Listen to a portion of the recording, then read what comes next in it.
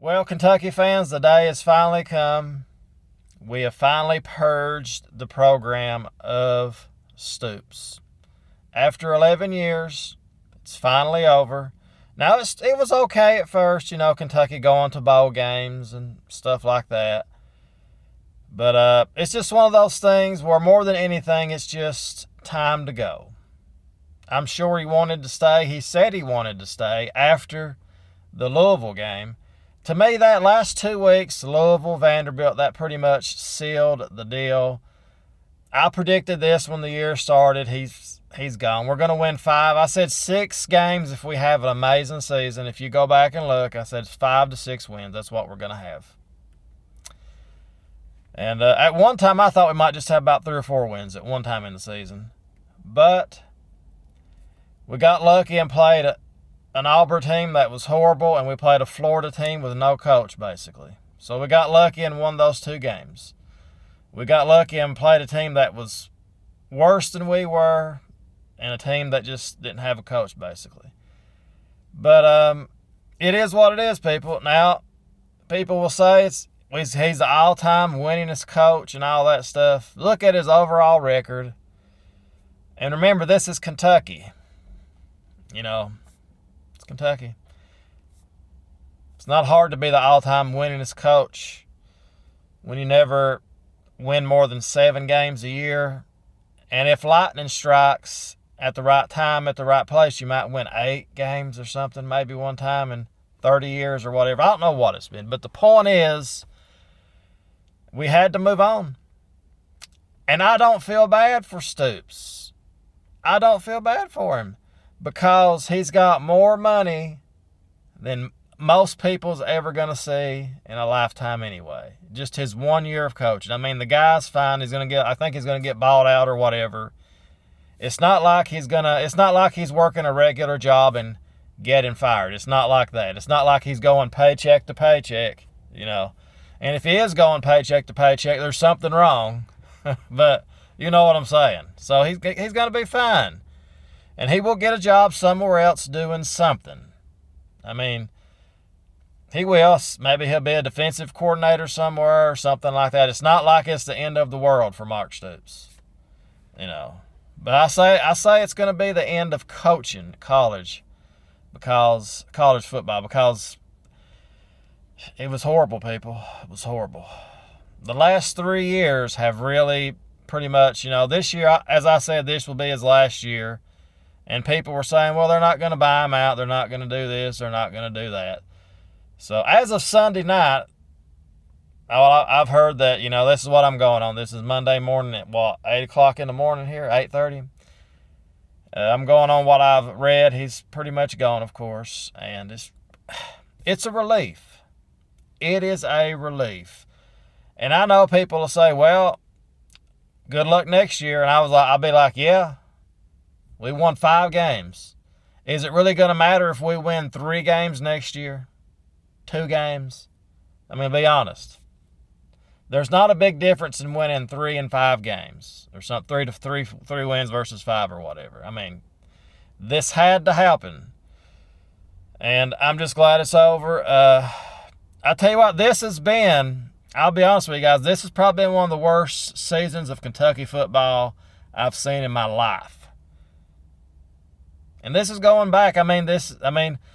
Just imagine if we was playing an average Auburn team and an average Florida team. Just imagine if those 2 teams weren't, a little bit lower than Kentucky, which is a fluke. That's a fluke all on its own, is having Florida and Auburn below Kentucky. Just think about this. We would have had 3 wins. 3 wins. Exactly.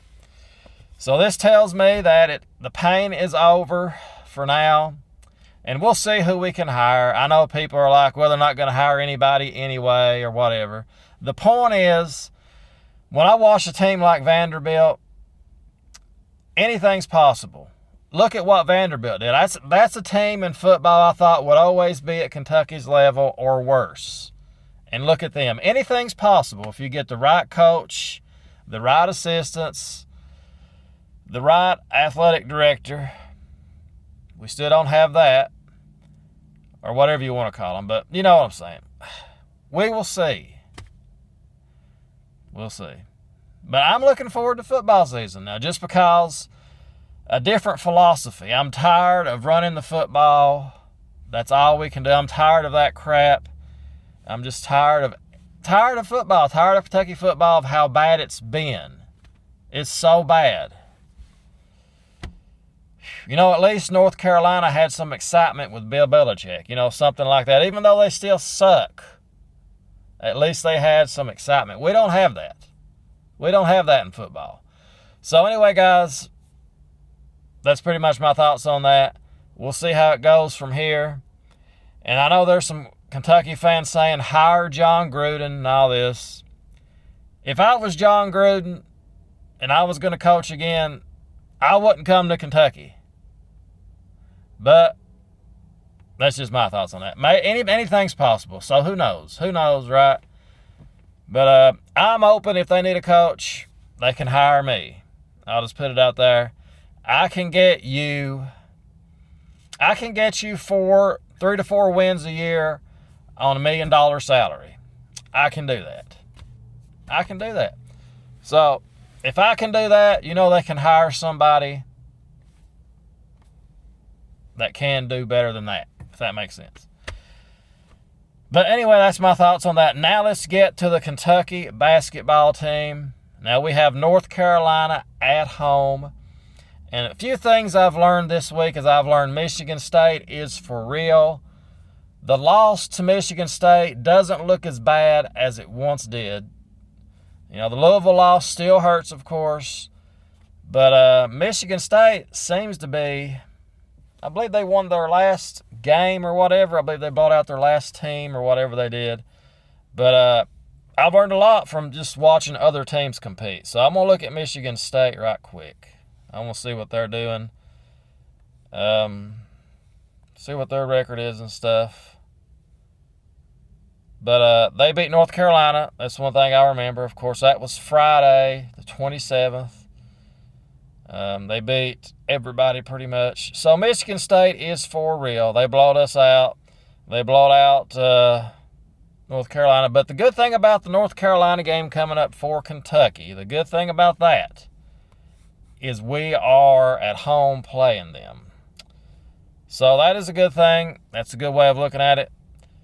It's going to tell us a little bit about this team. This is still, we're playing, I would say, Kentucky and North Carolina may be pretty much equal teams when you look at what Michigan State did to both teams. But it is what it is, right? I can accept getting beat, how we got, I can accept getting beat, but getting blowed out, that is inexcusable. That is inexcusable. And as we look at Louisville now, they're ranked 6th now in college basketball. So, the Kentucky loss doesn't look as bad. That's the positive spin of looking at these two games. Michigan State is now 11. This is as of Monday, so they might have moved up or whatever. And then you got Louisville in the top 10 also, and they're blowing teams out. So at one time, but then we have, we'll see what happens when ACC play starts. We'll see what really happens with Louisville.